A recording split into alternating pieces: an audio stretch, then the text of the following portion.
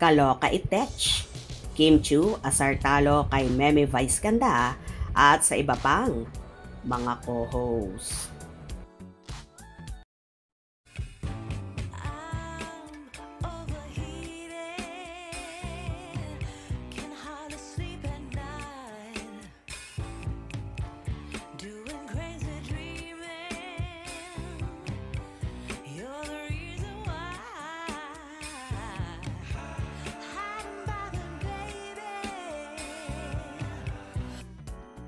Kaloka at pinagtulungan na naman ang mga co-host ng noontime show na It's Showtime, ang multimedia idol na si Kim Chiu.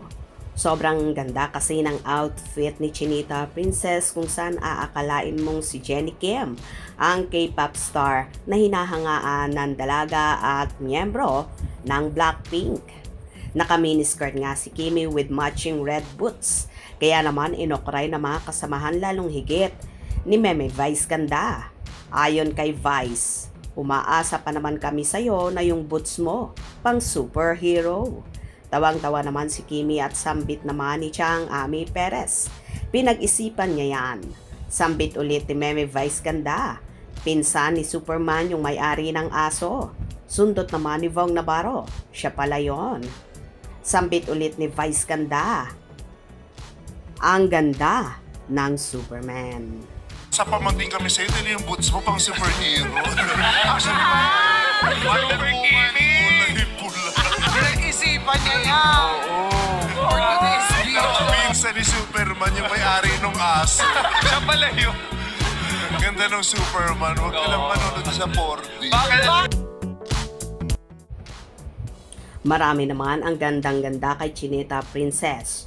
Siya lang daw sa mga host ang pinakamagandang magsuot ng boots na lahat daw ay bumabagay sa dalaga.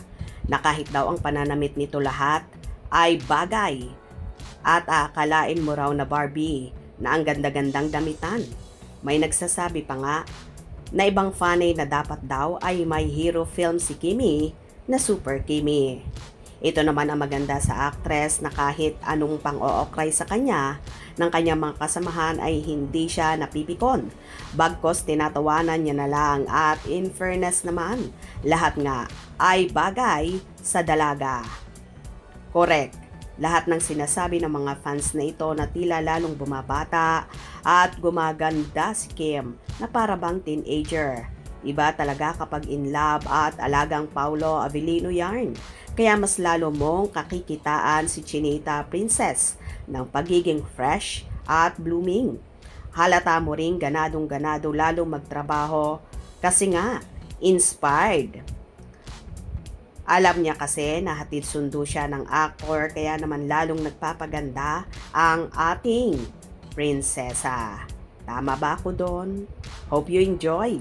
Please subscribe for more info.